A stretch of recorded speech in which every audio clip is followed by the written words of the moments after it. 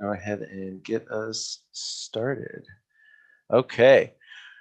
Well, we are now broadcasting live. Hello and welcome, folks, to another Tuesday night of discussing credit banking, velocity banking, sweep strategies. I mean, it goes by so many different names, but what it really comes down to at the heart is strategically using the bank's tools to your advantage so these systems don't take advantage of you. And my name is Ray Fleming. I'm one of the wise guys in ties. And also, we have here with us tonight Richie Galars Pankos. Say hi, Richie. Hi. All right. And so before we get started, though, it's very important to understand that we talk a lot about financial situations. We give advice, recommendations from just our experience that has worked in situations. Now, your situation is going to be completely unique. And we always recommend that you engage the services of professionals when making decisions, especially decisions that have a financial impact. So before you start to implement anything, make sure you know what's going on and you've educated yourself so you don't run into, a sand trap, a pitfall, something that could really hurt your situation worse. We don't want you to be worse off. We want you to be better off than when we found you. Now, this episode tonight is brought to you by Level Up in Real Life. So, collaboration is what has taken place because what was needed was a systematic approach to helping you understand this process. So, we have created an online training for you, levelupinreallife.com, and we'll have the link in the description. Also, you can go back and watch any of these recordings on YouTube. But what's important is go over there, check it out, and take this serious because if you can dip a toe, but I'm going to tell you, we're already at the end of 2020. You believe that? We're already at the end of 2020. Whew. I was just looking at it. It's like, well, one, thank you for just like let's move on, start the next year. But at the same time, too, I'm like, whew, I did not hit the goals in certain departments that I wanted to hit. So how do we optimize and make sure moving forward next year we achieve whatever got missed this year? So, man, I'm excited about tonight because Richie, you've been doing this for 8 years, Around helping there, yeah. folks. I think 8 to 9 now. Yeah. And so you've It's analyzed fun. people's real life situations, cases. You almost like we're a Yes. case manager for people's real situations. I guess you could say that. Yeah. I guess you could say that. It's funny because my wife's like a case manager for people's health, um, where I was kind of like the case manager for people's financial health. And it was quite a ride when I was actually doing it professionally or as an employee of another company, and getting to see so many different options and so many different uh, scenarios across so many different people. I keep saying this over and over when I do these trainings: is everyone is different. Every bank is different. Every banker is different. Every number is different. Everybody's incomes, expenses, habits, situations, whether it be dynamic or fixed, it's never fixed. Everything is different, and I love that there are financial, I guess you could say, gurus out there, who love to try and blanket strategies across the entire nation. And when people try and do it, they fail because, quite honestly, maybe a sliver of the United States can actually benefit from it. But the rest of us are having a really hard time trying to, take those strategies and, do the same thing. There's no such thing as a blanket solution for finance. So that's why it's so important to look at all the details of people's or your own numbers and your own situations, and then start attacking it with the strategies that are put into place. And I'm not dogging any of them. I'm glad that they're there. I'm glad that they're helping so many Americans, but they're missing the point when they think that they could just blanket a solution.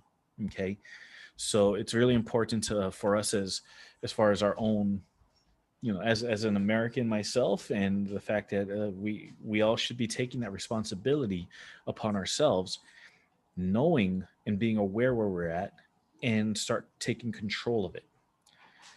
And I have not seen anything better than credit banking. I've never seen anything better than what we call velocity banking or sweep strategies or whatever it's called. How many actual cases have you seen? Like, how many people It's have you actually analyzed, seen their numbers, gotten to know let's just it's in the hundreds, or like maybe the 600 to 900 area, I think, is that's how much people we've actually I'm looking at it like I'm trying to do the math, because I never did just list it down, right? I didn't say, okay, got this person, got this person, got this person, got this person. It's just basically, at the time we had about maybe 5 coaches at the business, and we were signing up um, something like 40 people per month, 40 new people per month in our business. Um, and so if we split that up for however long I worked over there, yeah, it's quite a big number. So Wow. yeah, and the thing is, though, I didn't even I'm not even going through the people that couldn't sign up because they couldn't qualify to be a part of our program, but giving them the options to I guess take on some information so they could do it on their own, to improve themselves, then to sign up with us. I didn't even talk about those people. There was quite a bit of those as well, right? So those people we didn't even sign up. So understand that, aside from the 40 people per month that we helped, and that signed up to the program, and we did some amazing things with them, there was a bunch of people who just couldn't qualify. And so we had to. So what I did was I helped them get to qualification, but they needed to take the steps on their own. I just gave them a few tools, and that's basically how level one and level up in real life works. Is if you don't qualify to get into the next levels, then learn how to qualify yourself to get to that point. And that usually deals with credit building and credit repair, and in so many different ways. It's such an amazing thing of seeing these people getting those tools, taking it themselves, and leveling themselves up, and then coming back to our company and then signing up, right? So, and then getting all the more the more strategies that they could get to level themselves up beyond just paying off some debt. So yes, quite a lot of Dude, people, man. that is awesome. I think it's important though, because some of these folks who are tuning in, this is the first time. And if this is your first time, welcome. If you're returning, welcome back. And it's important to understand, because when Joseph and I really started digging into this a few years ago, I know a lot of times, to really get some of these fine details of what needs to take place, we'd consult with you on how to actually get that done. And so I just want folks to understand that this isn't like, there's a lot of folks out there that talk about, some of these strategies, but you were there before all of these videos started coming out on YouTube. But I just want you guys to know that take advantage of what we have here. Ask questions.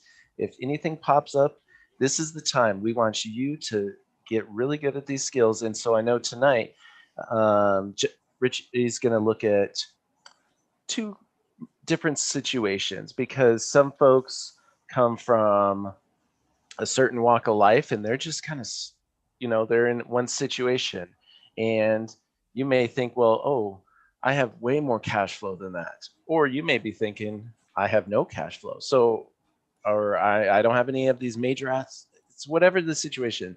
And so as we look at 2 scenarios tonight, hear about what happened in these real life situations, the hope is that you can relate to either one and kind of see how this is going to start to play into your life. Is that fair to say? Yes. Absolutely. Perfect. Well, I'll just let you dive in and start kind of telling us a little bit about these folks that you were helping and what that Yeah, sure. situation looked like. And even though I'm talking, just go ahead and, start asking questions. Cut me off. I don't mind. But I just wanted to share with you a couple situations that I dealt with.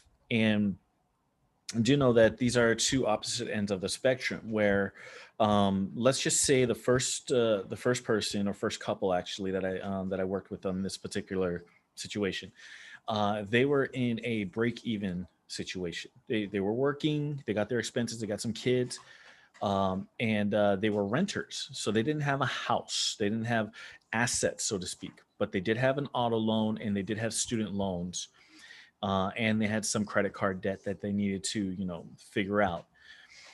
And then on the opposite end of the spectrum is a couple that are close to retirement age. Okay, not there yet, but closer than than how I guess closer to the point where they started feeling very uncomfortable because when they looked at their accounts, they realized that they didn't have anything. They didn't have as much as they thought they would by this time, even though they're working all these years, dumping money into the 401k. And then now it's like, hey, we're age 56, 57, and yet we're nowhere near the amount that we need to retire.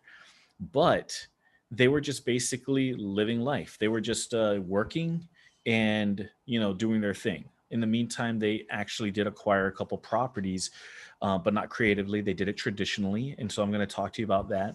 And then we're going to show you how these two people leverage their situations. Pretty simple. I'm not going to go diving deep into numbers today because that would just take that would take some hours to do. So what I'm going to do is I'm just going to kind of give you the examples as we go. And if you need how to's, well, you could go back into the YouTube channels and look for the different things that Ray, Joseph, and even when I started doing this with Ray, um, and Joey for that matter, there are some strategies in there to show calculations and whatnot. But also, um, I would just be remiss to not mention Level Up in Real Life and why this website, this system that we've created, can really help people. You know, get those details down, get those calculations down, and be able to create those scenarios that they could choose from instead of just walking one way. Imagine being able to say, I have this scenario, I have this scenario, and I have this scenario. The numbers on this one is this, the numbers on this one is this, the numbers on this one is this. And you know what? I'm going to pick the one with the best number. So I take off in this situation. And then later on down the road, all of a sudden you got 5 scenarios to choose from. So that's why we talk about level up in real life. It's a way to start from level 1 or level 2 or level 3 and then just blow up from there to get to whatever end game you want, whether it be retirement or legacy building or just blowing it all at the end. I don't know. Whatever you want to do, that's an option. So I just wanted to share that thing with you. So check it out, levelupinreallife.com. Poured a lot of still pouring a lot of blood, sweat, and tears into that site. And like I said, I have worked with many, many, many people, and so I'm in the process of getting, I guess you could say, testimonials from them, and then we're going to post it on the website to make it more enticing for people to check out. But that's in the process right now. Right now, I just wanted to get all the information out there so everybody here, especially in Credit Nerds' audience, you guys could benefit from it right now. So go out there and get it. It's great. It's an amazing thing. There's some requirements beyond level 2 and level 3. Otherwise, level 1 is free. Okay, so just go ahead and do your thing. All right, so I'm gonna go and share my screen and just take you through the story. Hello, Grasshopper. So Perfect. we are talking about story number one. Now, I like to draw things out, type it out, whatever, to kind of give you guys an idea of like where these accounts are going. If it gets confusing, let me know. I'll try and redraw it out. All right. So the first thing is when we talk about a couple who is just basically working right now. They're not. They're younger. They just basically started the real life, I guess you could say, and so they got student loans and they got a car loan because, well, one is a jalopy and the other one is a new car that they needed to, not new but used, to get to and from work, for both spouses to go and and work. And every day it was just basically feeling like break even, stick to the budget, break even, stick to the budget, break even, stick to the budget. Okay. And they just felt like the dream was no longer there anymore. Okay. I remember them coming in and they had their two kids with them, and usually we asked to not bring kids to these meetings because it's sometimes very distracting, but they had to because there's nobody to watch. And dude, childcare in Hawaii, I'm sure it's pretty expensive over there, but over here it is ridiculous. Like you might as well just send your kids to private school. Oh yeah, I um mean, sometimes like with childcare, the cost, it's just like you're oh, going to work just to pay for it. exactly. Just the one spouse's income is specifically for childcare. That doesn't make any sense. Anyway, so they felt like they were breaking even. Now, keyword there. What was that keyword? Did you hear that? Break even. No, no. Oh, they felt. They felt. They They felt like. felt. Felt.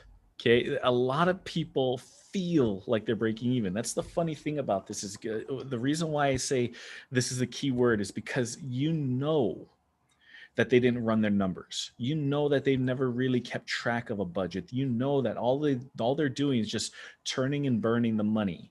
Every single time it comes in, it just goes out, and they don't know what it's going to.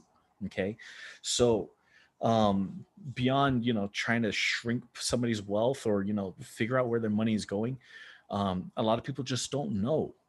And the goal for me to show people how velocity banking or credit banking works is to understand that you're in a ship, and that ship has a leak in many different areas, and your goal is to figure out how to plug those leaks in.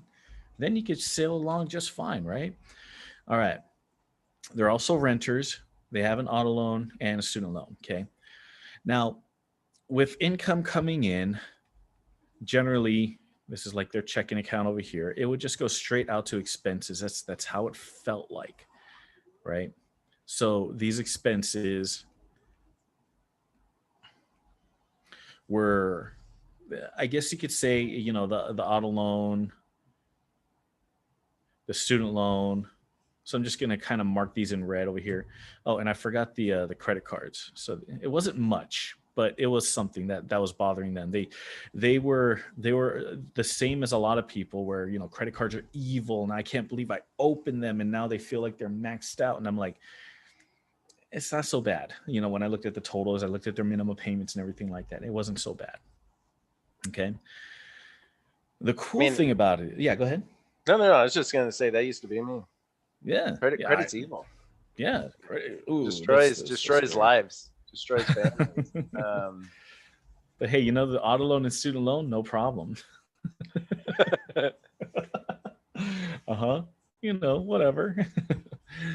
But yeah, so yeah, they are working now. They had their student loan, so therefore they got decent jobs. It's not like they were desolate, right? Now I've worked with these people as well, like the people who didn't have enough money coming in, and I just basically told them, look, there are so many things out there that you could take advantage of right now that will earn you more income. Go out and get it. And those are the ones who dug their heels in level one to improve their credit. They need a cash flow, and to bring that cash flow up, they need to make more money in some form or another. So they did it, right? Like there was this tattoo artist that I worked with, kind of the same situation as this, except that he wasn't making enough money in his mechanic's job. But then when I told him what to do, he's like, you know what? I'm really good at inking. I do it for my friends for free and everything like that. And it's like, why don't you turn it into a business? Why don't you just do it on the side for just some side money? And that's what he did. And his cash flow all of a sudden went up by like $3,000 a month because of just that one talent. It's crazy. Anyway, it's not everybody. Results are not typical. All right.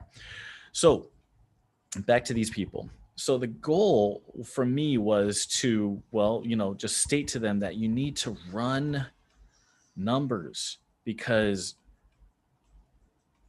a lot of people just don't get that. They the simplest thing is to go online. In fact, let me go and do this right now. You guys can pull this up, and I'm going to go to I'm just going to Google, let's say, personal finance budget template. There you go. Click on that. And oh, look at all these amazing spreadsheets, printable, blank, fillable. Here's a NerdWallet one, free budget spreadsheets and templates. All these amazing calculators that are out there that you could just, go ahead and do it. Of course, they're going to try and sell you all these other things, but otherwise, just check it out. Even Office, if you just go to your Office software and look for, just put in the search bar, budget calculator, boom. They will actually drop a whole bunch of different spreadsheets for you and all that. So just wanted to share that with you, that it's as easy as that, but a lot of people just don't want to take the time to do it, okay? Because they're too busy with other things. I would say that this right here is a number one priority if they want to, this is what I told them, if they want to move forward in trying to level their lives up, okay? And so they were afraid of doing it. They were afraid that they were, again, they were thinking credit cards are evil, and that it built up the balance, and therefore they are living under, over their means. And that's a scary thing to be in. And you don't want to tell your family that or your friends that, because it's shameful, it's embarrassing, and all that other crazy stuff that, just boggles my mind now. And to the point, I feel like a lot of people just say, you know what, your finances are your business. It's nobody else's business. If you are living above your means, that's your business, and that's not their business. If you are, spending money and doing some crazy things with it, whatever, that's your business, not their business. It doesn't matter. As far as them thinking how you are, that really doesn't matter, because you know what? How they think of you is none of your business. so just just get that out of your head. That embarrassment is self-inflicted. That is something that, anybody could just switch up and change it in their mind, saying, you know what?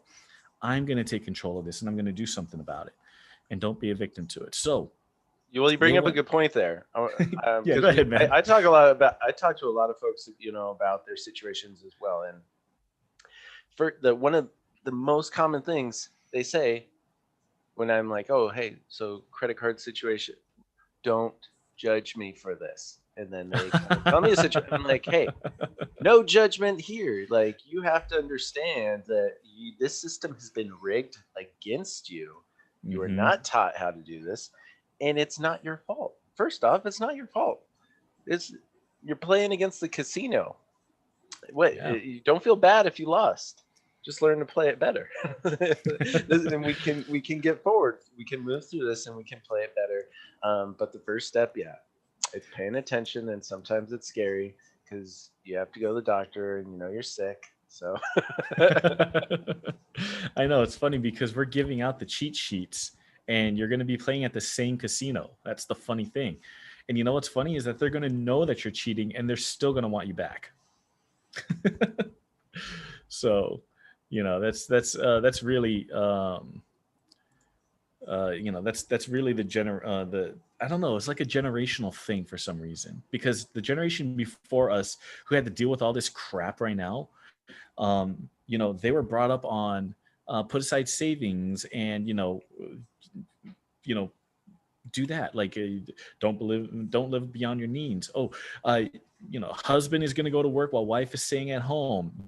Back then you could do that. Inflation went up, pay stayed the same. That's the system. Okay. So just understand that. So it's our responsibility to make that adjustment by knowledge and not trying to kill yourself at work just so you can, you know, keep food on the table. And this is the reason why a lot of people get so competitive at work. They hate their job because everyone is so competitive against each other that like you deserve more because of this, or you do deserve more than that, all because you can't keep up with the rest of inflation. And that's how they get you. Let's just put it all like let's just put it to rest right now. There's no shortage of money in this world. Absolutely. There's Oh my not. gosh. And so It's somebody else next to you, they could win $1 billion. It's not going to take a single penny from you. So yeah. I feel like, hey, before this, and I'm still working on my wife too. Have you ever seen a dog and try to take away its food?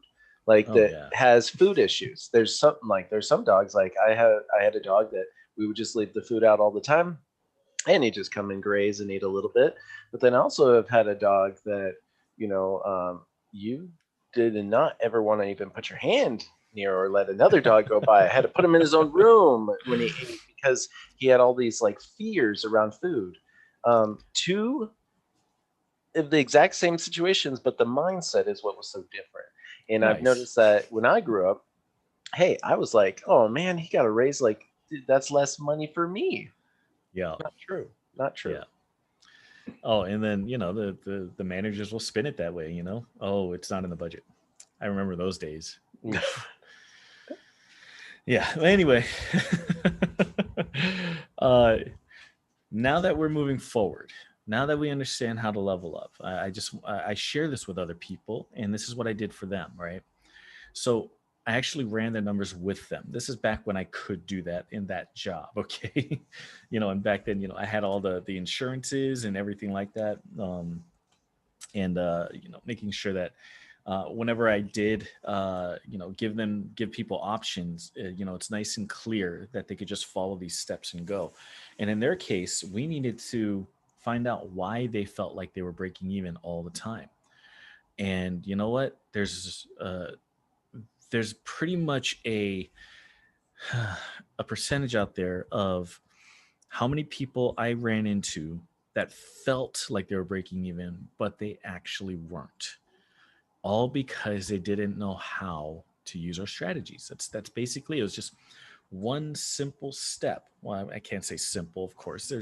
It's more deep. It's way deeper than that. But but the fact that matters is just this one step of knowledge, really, that all they needed to do was this, and then it just opened up the floodgates on how they can all of a sudden be able to afford a house, get on the right track, and so on and so forth. Now, when I ran their numbers, there were a few alarming things. Number one, take home versus gross, or net versus gross. Okay. So I like to use take home because it's so much easier to say that. Take home pay versus gross. There was a very big gap in this. Okay. Now, whenever we see a gap like this, Ray, what is it usually that people are doing? Well, there's a couple different situations contributing to their 401k. Okay, That could be good. one, their retirement. It could be insurance, so health Okay, insurance costs. It could be having, the one that we can do a lot about usually is having too much money taken out so they don't have to pay taxes. good. Really maximizing their withholdings. I would say that those are like kind of like the three biggest ones. I mean, there's other types of, you can't really mess with your Social Security, but that takes Right. out some Hmm. Sudafed, FICA, all that beautiful stuff. Yeah. These things right here are so controllable by the person, yet these people feel like they cannot control it because they just don't know how. Mm. I run into this all the time. Yeah. Yeah, Uh, but yeah, go ahead. no, it's just the one of the biggest things is a lot of times you don't want to touch it. Yeah. So there's a lot of fear around touching it. For example, the 401k losing a potential match, you know, Oh, yes, exactly. and that's, Oh, when you have to pull out the stepping over dollars to pick up quarters analogy. yes. That's good. I love that one. I should actually use that one.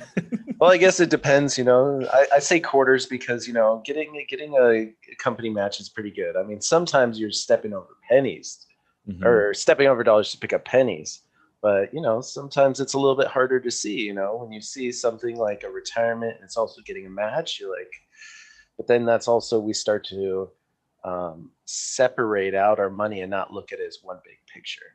Yes. Beautiful. Thank you. That is perfect because these things were glaring. Mm. I don't remember the exact number, but I remember that it was a ton of money. And I was just like, if you just adjusted these things to even, because they were overpaying into these things right here. And the problem is I don't remember the high school class or even the college class that told me about how to control these things right here. Did you? Did you ever take a class aside from what we do now that told us what a 401k actually was, or the insurance and how we could actually adjust that, and the taxes, and how we adjust our W4 reporting and withholdings? Did you take that class before? No, no. Actually, the only thing I really remember from senior year was field sciences, where we got to wander around the desert and practice our bird calls.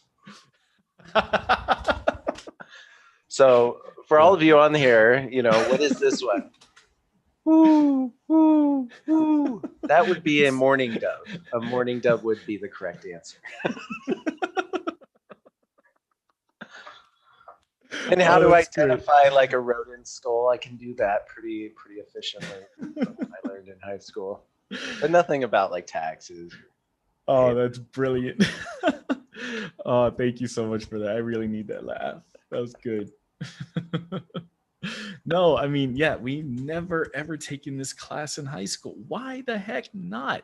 This is high school and college was supposed to prepare us for the real world. You know what? This is real world stuff.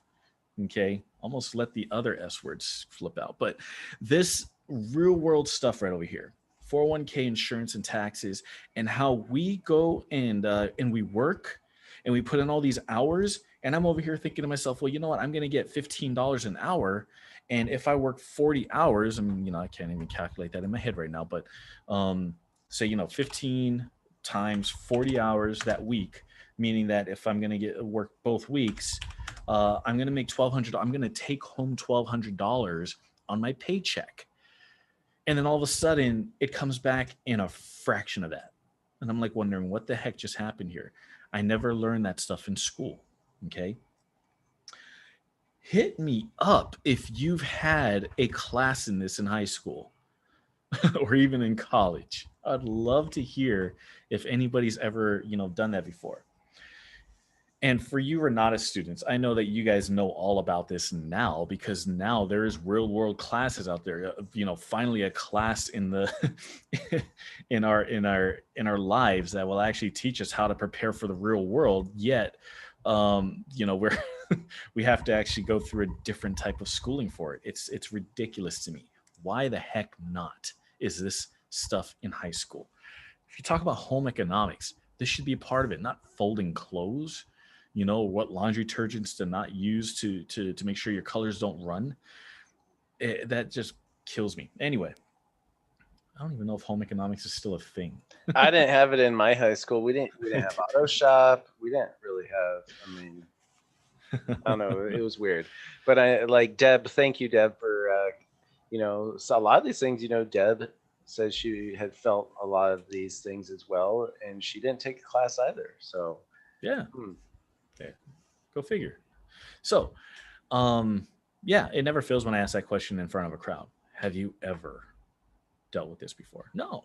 And so all they did was they figured, what, the usual phrase that came up that irritates the heck out of me is It is what it is. Ooh. Cool. Okay, it is what it is. You know, it's this. That's just the most self-defeating statement I always hear from a lot of people.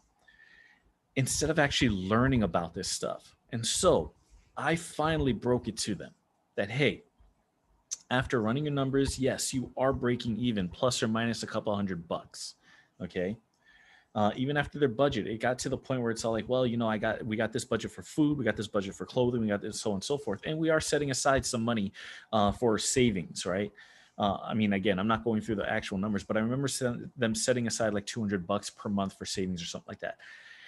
And then they're all like, man, I mean, if we're gonna have to, you know, budget some more and eliminate some of the expenses, I don't know if we could do that. And I'm like, no, don't do that. Do not do that. You got decent credit. Okay. So I'm not going to say that, you know, you need to repair your credit or anything like that. So, you know, let's just log that down over here. So a decent credit,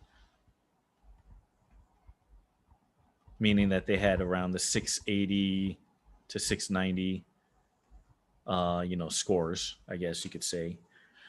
Um, they have a decent debt to income ratio because, again, when you look at debt to income ratio, it focuses on gross versus the debt payments that you make, your debt service payments that you make. So your DTI is actually below, well below 45%. Okay. So credit is good, DTI is good. But they don't know this stuff, right? They know about credit scores, and you know their goal is to, you know, get their credit score higher and all that other fun stuff so they could put it on a shelf as a trophy. I don't know. They just wanted a better credit score. And I'm like, okay, let me see what we can do. Anyway, but instead of touching their current expenses, I went ahead and showed them, okay, so what if, say, you guys just went ahead and opened up a personal line of credit? Because again, they don't have a house, so they couldn't get a home equity line of credit. They had credit cards, and they weren't, you know, they were not maxed out, but close to getting there. And they felt so guilty on having to dig into the credit cards, you know, because they needed to float the expenses for whatever months, and it just got, you know, worse and worse. So I told them, look, oh, and by the way, I believe the credit card debt was $5,000. Okay.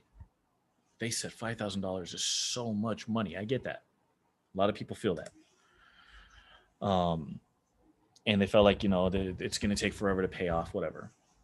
Their auto loan was something like, I think it was at that point $10,000 left, somewhere around there.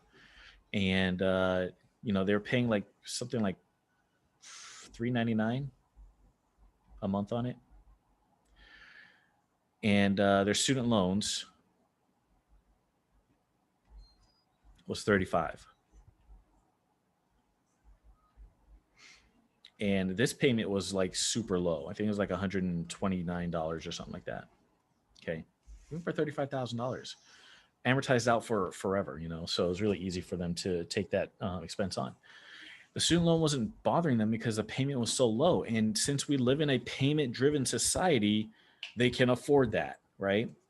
But they didn't realize what was going on with the interest. So I showed them that. They were blown away. They were like, "Oh my God, we're about to pay double for what we're actually paying." And at the end of it, you get a certificate. The auto loan was the one that was eating up most of their cash flow, and their credit card debt was only $5,000. What I did was I actually had them open up a shoot. I think it was a $40,000 line of credit because they could. Again, their gross income was a lot. They felt like they were breaking even, well below 45%. They didn't have a mortgage, so it wasn't so bad. Their credit was decent, and they were actually able to qualify for a $40,000 line of credit. Okay. But they didn't know that. They thought that they would not be able to qualify for this type of thing. And, you know, Hawaii being Hawaii, we have these really amazing bank products out here. And the more and more I do my research, the more I realize that these bank products exist in the mainland all over the place too. You just got to research them. So considering this, of course, it's actually 2020, right? 20,000 for the spouse, 20,000 for the spouse. And I showed them an idea of being able to take this credit card debt and throw it into the $40,000 line. So that would bring this down to 35 available. Okay. And then they're going to take this auto loan and they're going to throw it in here. So it brings it to 25,000 available. Okay. Now, as much as they wanted to say, oh, you know what, if we get rid of the student loan because of all that interest you told us, we would rather do that than auto loan. I'm like, no. Let's see what happens. Again, scenarios, right? I just build up the scenarios. The one that they chose was this one. So now we're down to $25,000 available. Okay. And the credit card debt was gone. So I'm just going to cross that out. The auto loan was gone. So therefore the cash flow went up by $400. Okay. Now the thing is though, they still felt like they were breaking even, right? Credit card debt was, whatever that payment was, it wasn't that much. So all this is done. They still had the student loan of $129 a month. That's basically their only debt after this, which was phenomenal. Okay. Except for, of course, the the balance of this, which was, what was that? 15? Yeah, 15.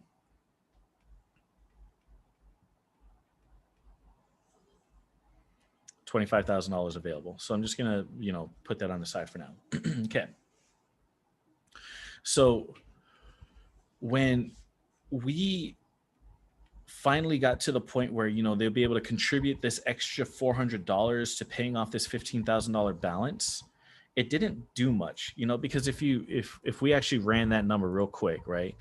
Right here, let's say 15,000, and I believe at the time the interest was 7%.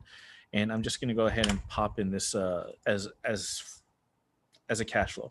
So $399. Okay, it would still take them 43 months to pay off. Okay, I don't remember exactly how many more years they had on the car loan. Still a lot, around the 4 years or so. And they were actually satisfied with just doing this, right?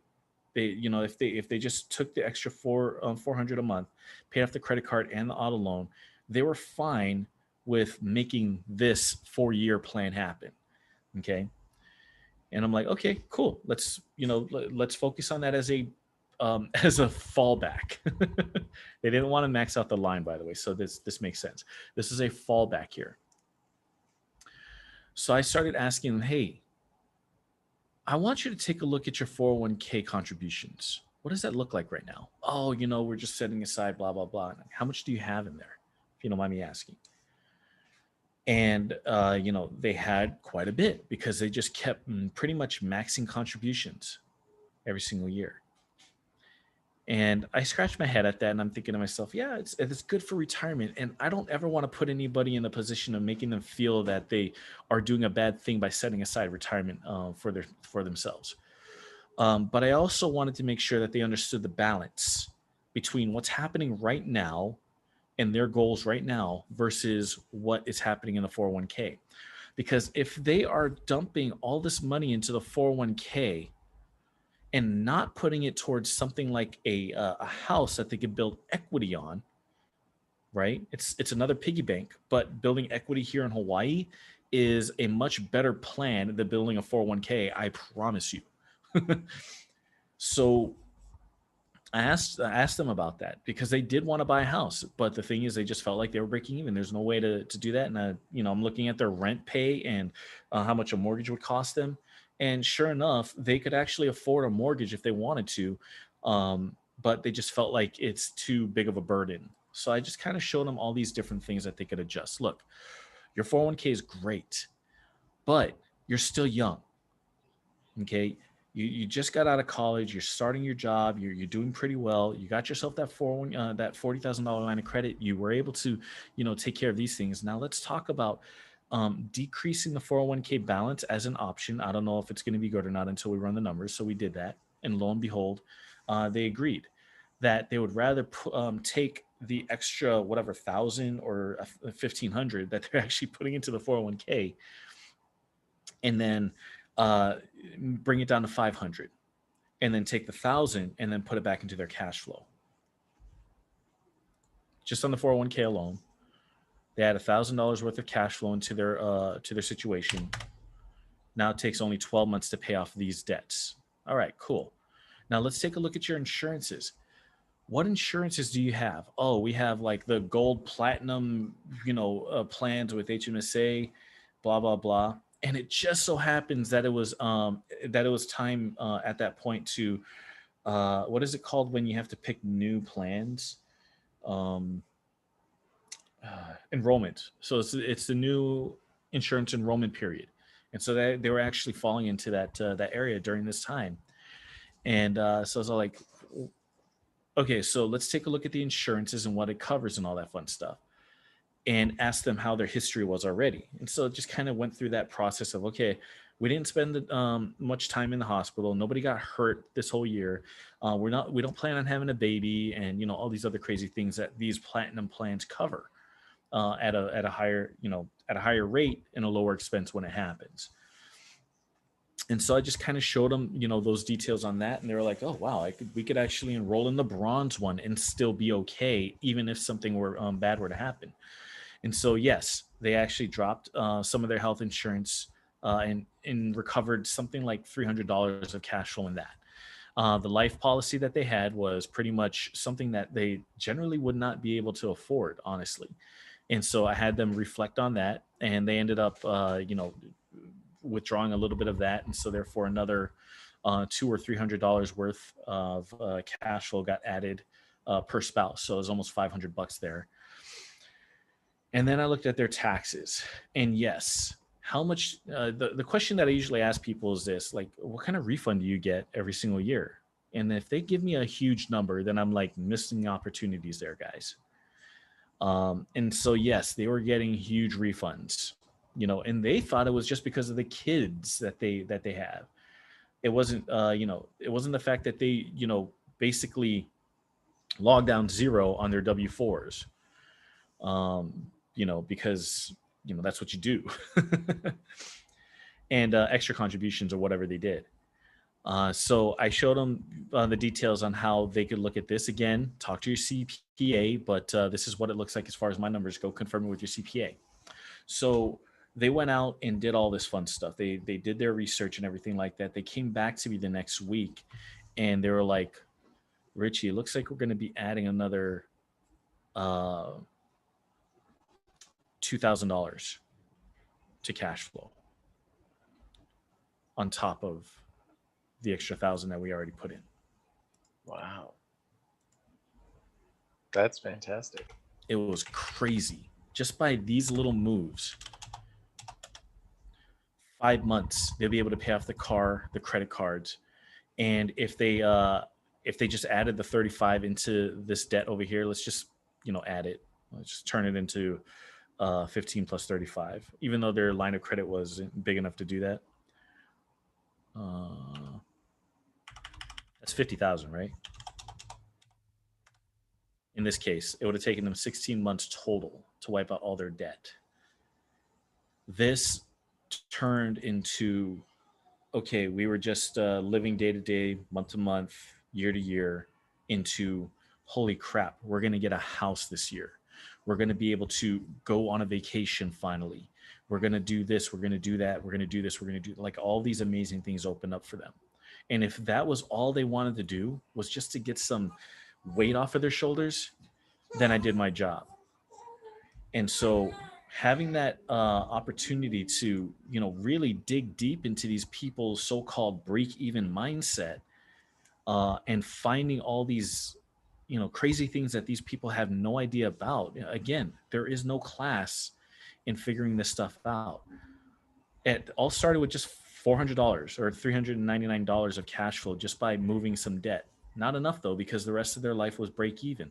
But they were comfortable with being able to do that in 4 years, to pay off that $15,000 balance in 4 years.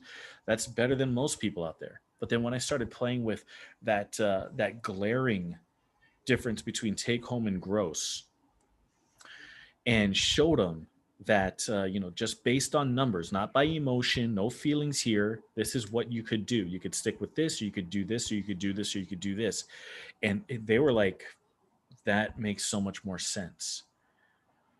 Now, granted that they're not going to get any refunds much anymore for taxes, but you got to realize, if you do get a refund, you are loaning the government money and not getting anything in return. Would you rather have that money sitting on the government and not earning you any interest, or paying off your debts as quickly as possible, saving you tons of interest. If we're looking at $35,000 at $129 a month, that that amortization basically means if I open up my 10b2 calculator, if I do 35,000 minus over here, and the payment being 129, and I remember I think they had like 20 more years or something like that left. So let's just call Or it it's 192 What kind of interest was that? payment. 2.88. Oh, 190. So sorry, my bad. 129 payment. So interest was no, that's not it. Must have been something else. 35 amortized out maybe 30 years. Let's try 360.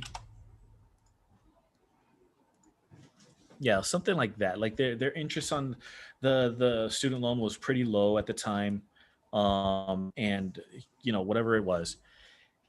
But the thing is, though, if you actually look at the the interest on this, yeah, it's about 12,000 in interest if they just went ahead and did the 30 years or something like that.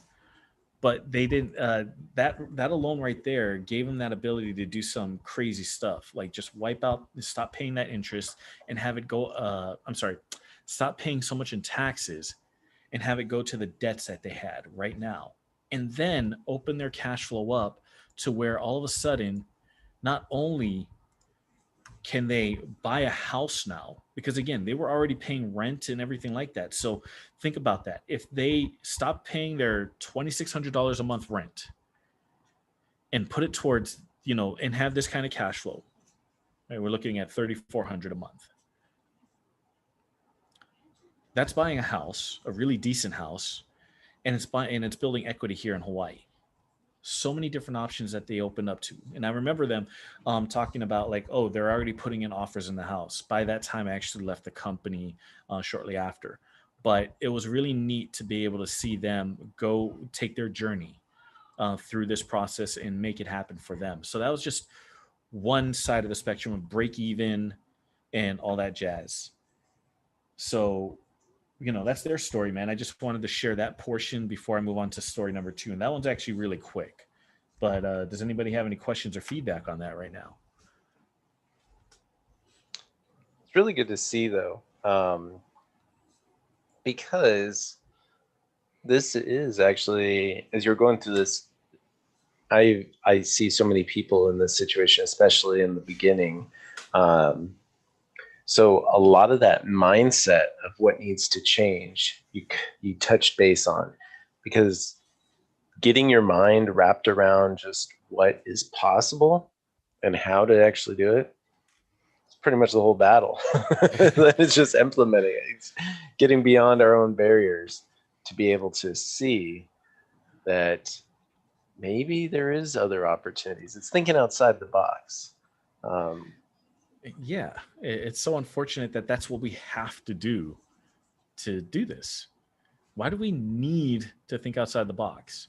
Why do we need to always come up with the excuse it is what it is, just to make the day go by and not lose sleep over it? It blows my mind, all the things that we need to do to make this okay, the situation okay.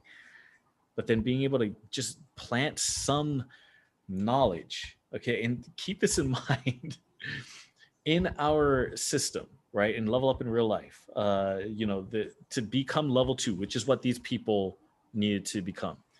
To become level 2 is to become an essential student for the Renatus education. Just being just fully upfront about that. And the cost of that is a fraction of what made this happen. And that's what they learned. This in here, everything that you learn in that class and in that course of essentials is put to these people's situation in level 2. That's it. They didn't want to go to level 3 and level up their wealth, and all that other crazy stuff. They just wanted to buy a house and live comfortably in Hawaii for the first time in their lives, right? Growing up over here, you never are comfortable until you learn about this stuff. It's ridiculous. So it just gave them a light at the end of the tunnel. It's and you know that to me was worth it. Okay, so Beautiful. moving on to the next couple here. So, how many of you heard of people so close to retirement and yet they're over there thinking, wait a minute, I don't have enough for retirement? I think that's the norm, It's unfortunately. normal. It sucks that this is normal, okay? Um to be able to retire on something like you know, not cash flow, but to live on. I believe it was something like, so if it's $10,000 a month, right?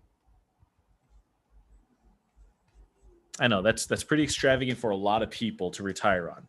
But you know what? A lot of people put off the most amazing things that they could have done all their lives, and they want to save it for when they retire. And so, therefore, something like this would make it worth it. You see those commercials of retirement and those financial planners and everything like that, and all these guys, you know, golfing at Augusta or traveling to the, to the Amalfi Coast and seeing all the sights and wonders with their spouse and enjoying their grandkids and all that other fun stuff. Man, if it was real, these people would be working at Jack in the Box serving me my food because, you know, that's what I'm seeing all the time, right? But let's say somebody needed to retire off of $10,000 a month, whether they, you know, all their expenses, their health care, their mortgages, whatever they might have, and, you know, just being able to enjoy life. That's pretty extravagant. $10,000 is a lot. So this person would need to set aside, I think it was going to be 7.4 million in their retirement account. And this is, you know, it's 7.4 million and minus all the fees, taxes, if it's not set up correctly in the first place, and you know, and commissions that most financial, you know, advisors get and all that fun stuff. And this is for 20 years, 20 more years after retirement. Okay. Which is another thing. A lot of people who do retire end up outliving the money. So meaning if you have to cut this down to like $5,000 a month, then you basically just got to cut this in half. So this would have to turn into, let me move it down over here.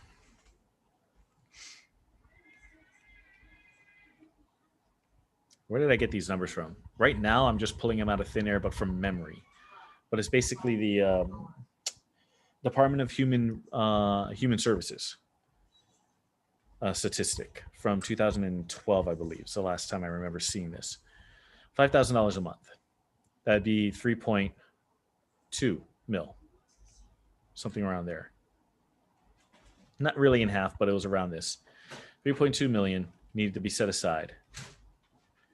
Again, minus fees, taxes, etc. So all that fun stuff. So it's basically this. You know, if you want to live off of $5,000 a month retirement, that's the kind of money that you need aside. They may have updated it to maybe like a little less, 2.2 million or whatever. So let me ask that question. How many of us are close to this for retirement?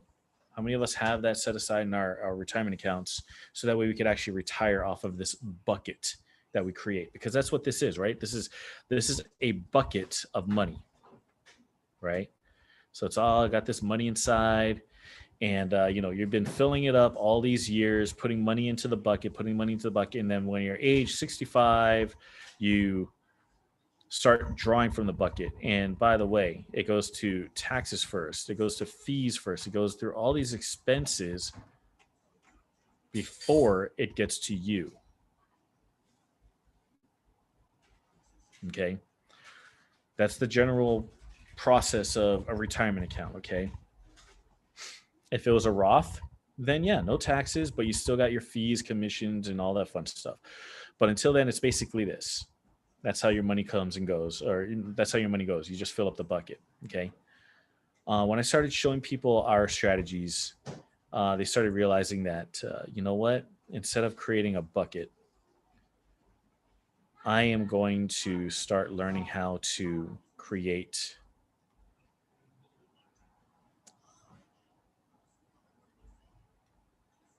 what's that?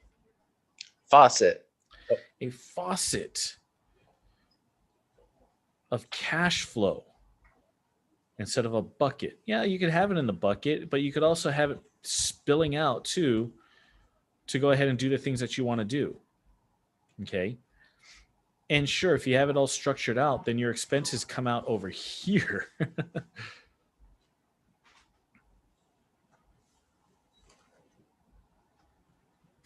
Before it becomes your cash flow instead of after the fact. So, all in all, it turns into these different situations. And this is what I need to show this next couple, because they did not have this faucet. They had a bucket, and that bucket was nowhere near they need to retire. And they're at age 55, 56.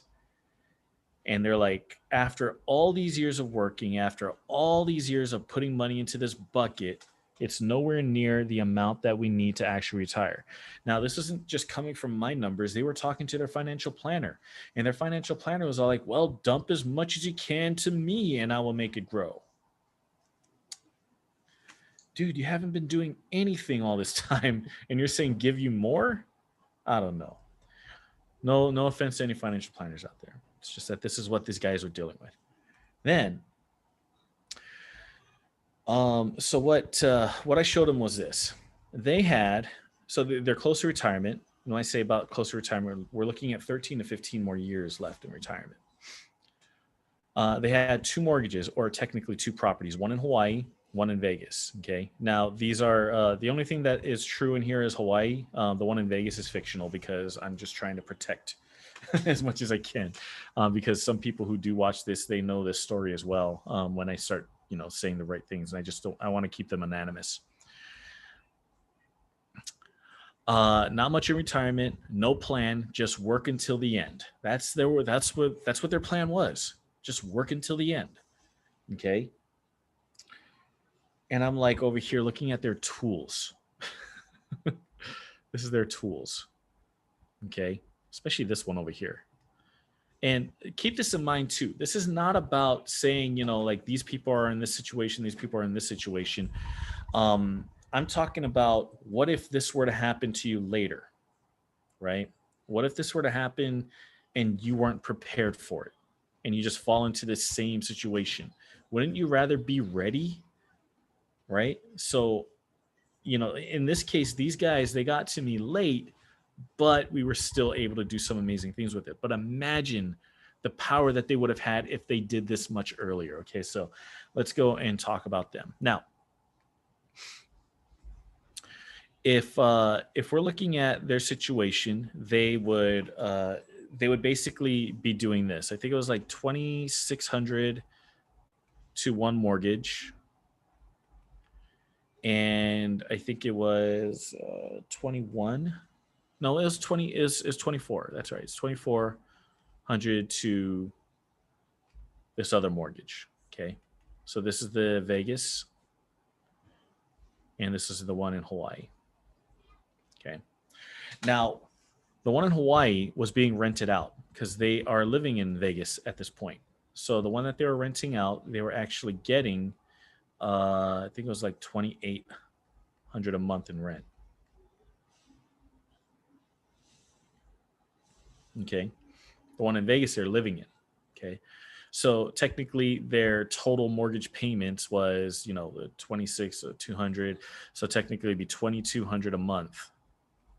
Now they got something right? They got the renter to start paying for their bills, which is a good thing, right? And this is something that these people over these years have learned, that it's good to, buy something somewhere as far as property goes, and then if you need to move away from it, keep it and rent it. Okay. Now, also the cool thing is that they in this Hawaii property, the equity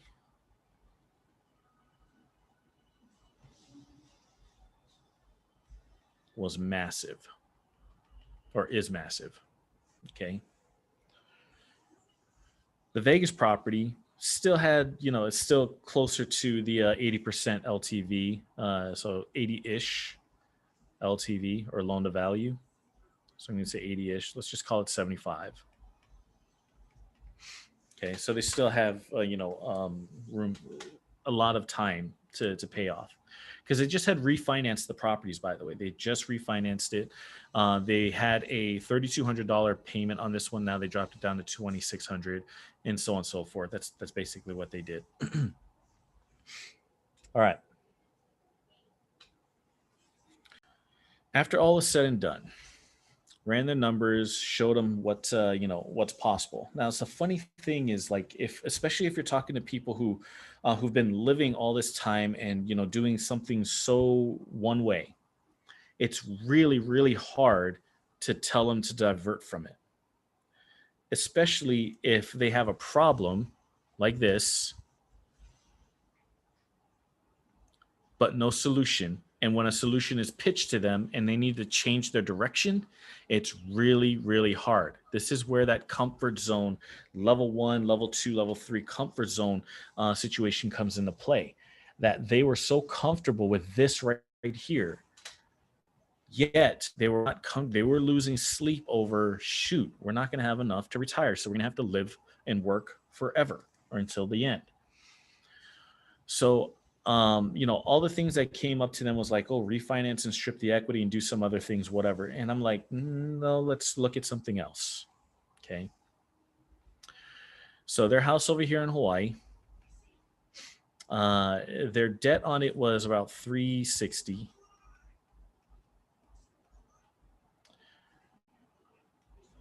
The value is $950.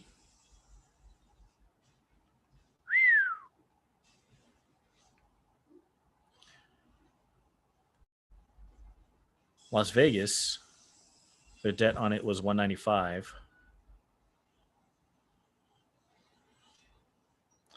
And their value is $200. Yeah, actually more than that, like $250. All right. So those who know how to work this whole strategy, you already see what you could do with this. Okay. The thing is, though, they did not see this. They did not understand this. They were too scared of debt. They were too afraid of it being this or being that. And then all they could think about was their realtor friend saying, hey, if you sell this property, the one that's stationed out over here, you will earn all this money. And then you guys could just pay off this and then, or pay off this. And you guys could just live off the rest and, turn that into retirement and blah, blah, blah. And I'm like, see, you do that, you are turning this into a bucket of money. It's a different mindset. Don't make buckets. How can we turn this into something like a faucet? When I showed them the faucet strategy of keeping this house, and yes, with their credit, with their income that they were making, because they've been working all these years and they were making decent income, and the income that they're making on the property in Hawaii as far as their rent goes, I directed them to a bank over here, and that bank lended, even though it was an investment property, they were able to open up an investment home equity line of credit in first position at 80% LTV, which is pretty awesome. Okay. On top of that, the rates, 1 year teaser rate or promo rate was 1.25. 2 year was 1.99. 3 year was 2.49. And 4 year was 2.99. Wow. Can't get Great. much better than that. No. Exactly. Which one would you pick? Ray, which one would you pick? Oh, well, I mean, of course, we're going to move into this first position HELOC. Yeah. if you don't have to sell. Great point. So I showed them the chunking method, using the chunking method to, pay this thing down and then eventually opening up and paying this down or whatever it might be, or just go ahead and get themselves that first position home equity line of credit and then open up their value. So if you look at the actual loan to value of 80% that they actually qualified for, let me open up a calculator over here and drag it to this screen. So if it was at 950 times 0.8%, or 0.8, 760 is how much they were able to draw up to. Okay, now keep this in mind. Their income in Vegas is not as much. Their DTI was not enough to actually reach this particular number. Okay, but how much do they actually need to wipe out both mortgages and put it all into one home equity line of credit? So let's look at that calculation.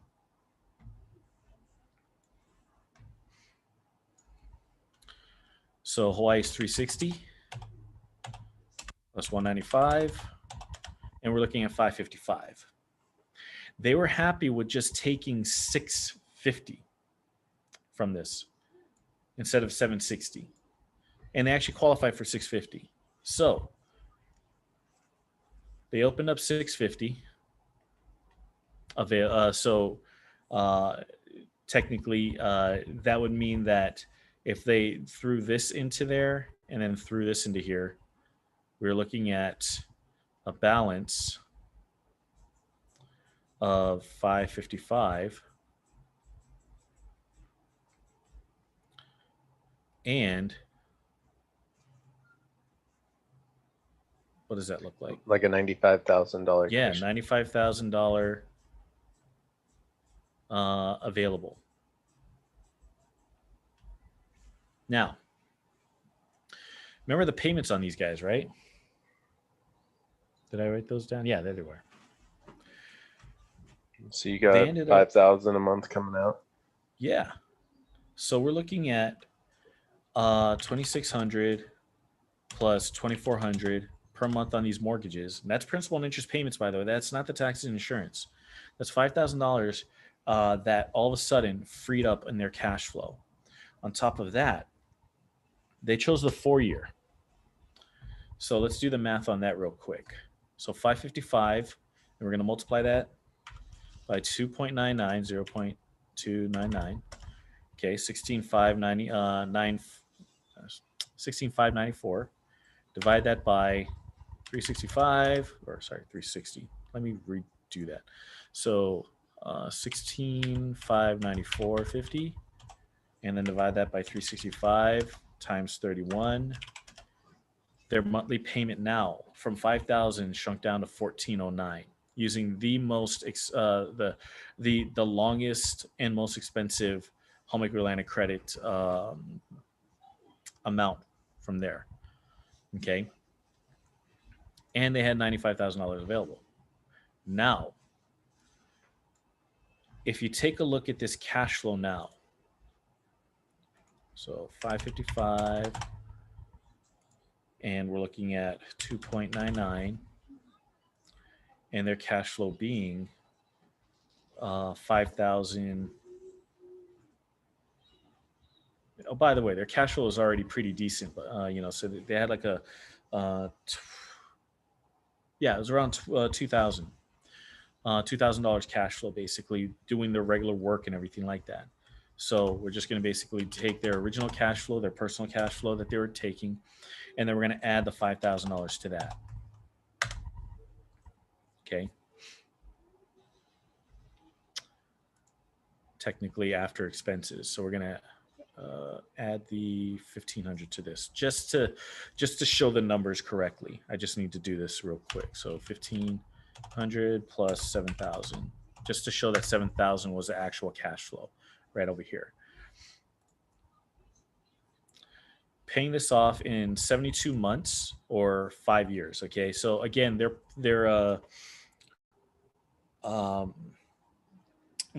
terms for only 4 years, right?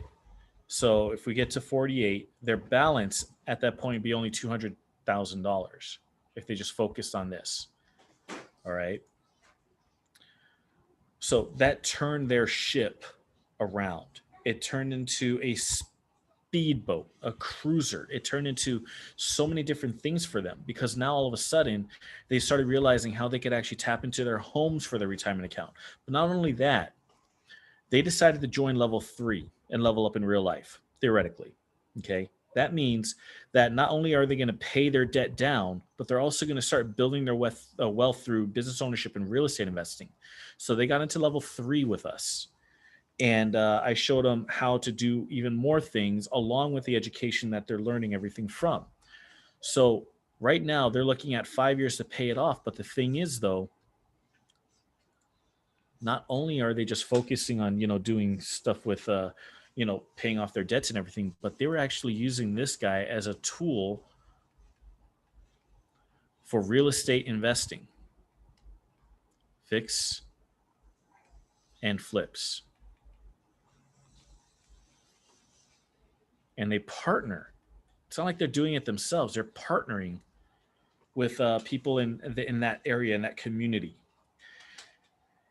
All of a sudden, and this is a weird year for COVID, right? This is what they were doing late last year, getting into this situation. So real estate investing, sorry, REI. COVID hit, and the husband of this couple ended up having to be forcibly retired. But already got all the tools in place. He got his severance. What did he do with his severance? Excuse me. What did he do with his severance? Dump it in the line. Absolutely. Dumped it into the line. I forget what it was, but it was nice. So I'm just gonna, say it's 150 or something like that.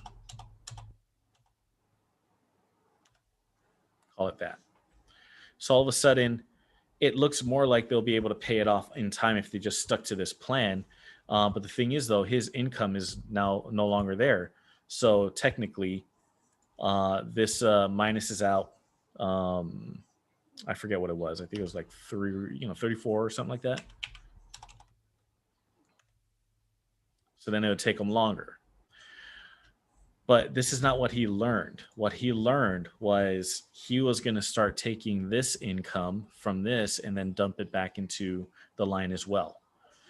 And already, just during this year, even while he's going through his forced retired, he's already closed on 2 properties sold.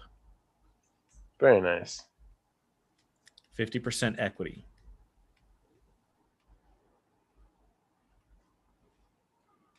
Equaling something like 60,000 for the year, along with his severance and everything like that.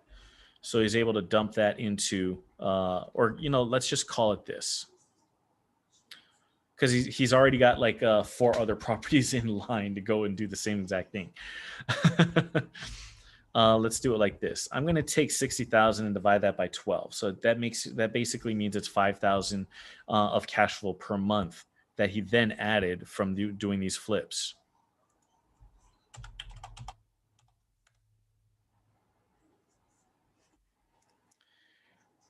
And they're going to do more. Again, they got more coming in. It's going to take them about 4 years. Okay? 4 years. If they didn't, then it would take them 9 years. If they didn't use the real estate investing strategies and everything, it would take them 9 years to pay off. But it's going to take them 4 years to pay off 2 properties and keep doing this because now they found their passion. They found their, so the wife is still working and he's basically retired. And so he's just focusing on the real estate investing. He's focusing on just living life. He's going to come out and visit sometime in February. Hopefully COVID does start to slow down in that area and give us the ability to welcome him and hang out. But he's going to spend about maybe a couple months here because he can. He's got family here already and everything like that. So we're going to go golf and everything like that. But just notice that on 2 opposite ends of the spectrum, somebody that's feeling broke, like break even or having that broke feeling, And then you got these people who are just about to end their situation in retirement. This property is still paying them cash flow. Okay.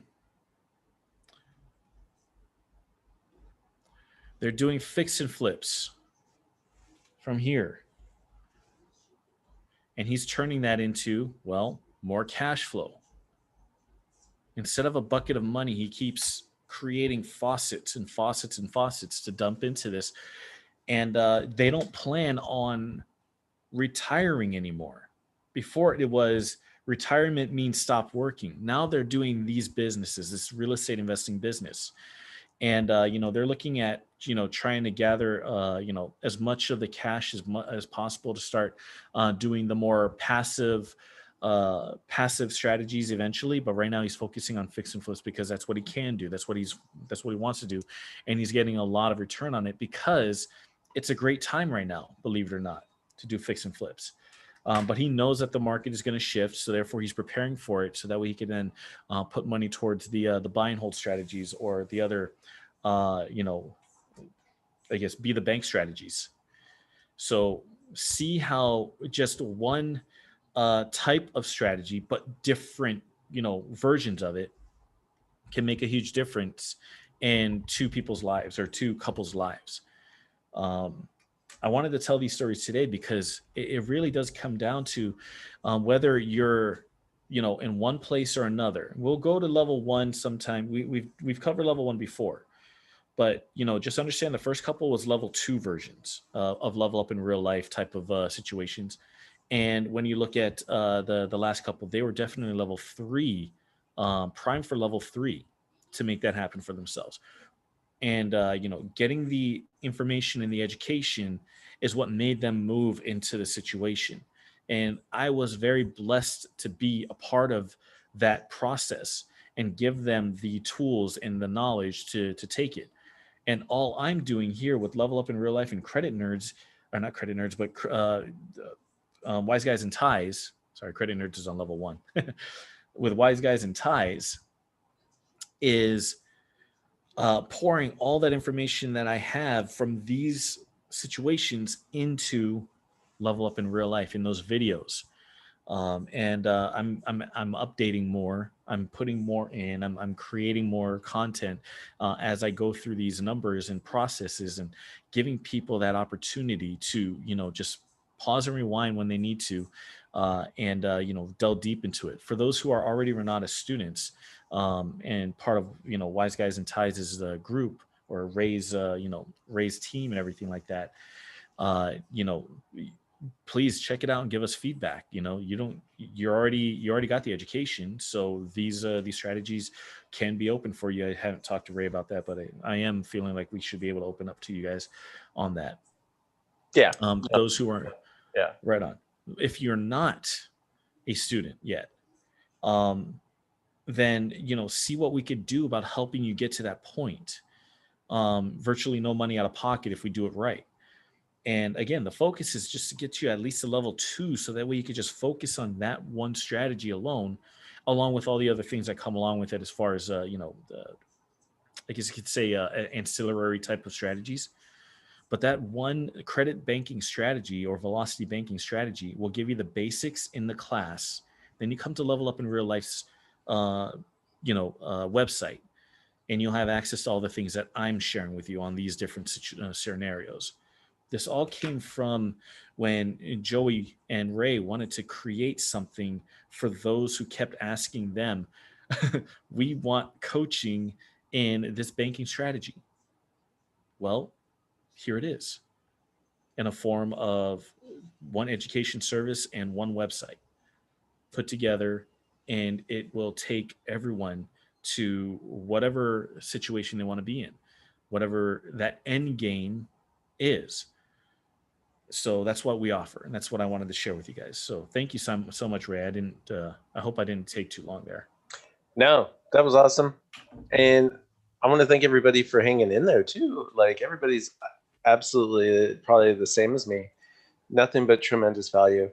I never get tired of learning the things. I've I've learned so much of this, but I haven't heard those specific scenarios either. It gives me another tool, another story to share, but also insight and encouragement, because as just times are tough period, it is important to know that there's folks out there who are encouraging and who are able to achieve, and it gives hope for a better tomorrow and a better future. And so I think this is really important. Beautiful. Oh, and I also wanted to drop an invite for you guys to check out Twitch TV on. Well, you could actually look at it now because we recorded yesterday's game, and you can watch it now. Check out Twitch.tv and then search for one word "Level Up in Real Life," and that will take you over to our cash flow game that me and Ray and a couple of our friends live streamed last night. And so it's gonna be playing throughout the week. That one game. I think we spent about 2 hours on it, and we did some really fun things on there. Some really amazing strategies that level 3 students would understand and dive into. So just wanted to throw that out there. Absolutely, you guys got to check it out. All right, well, huge shout out to everybody that joined us in the Zoom call. Thank you so much for being here tonight. Richie, thank you so much for sharing, and opening up about those situations and really giving us that insight, because I know it was extremely valuable. So thank you. Thank you for giving me this opportunity, man. I love it. All right, and for everybody else, make sure you check out Twitch TV or Twitch.tv, Level Up in Real Life. Go over to levelupinreallife.com, and we look forward. Next Tuesday, we will be here. I believe. Yeah, we'll be here. Somebody will be here. Somebody will be here next Tuesday. Each and every Tuesday, we will continue to be here. We'll continue to help you out. And so until then, take care of yourself and your loved ones. Good night, and God bless.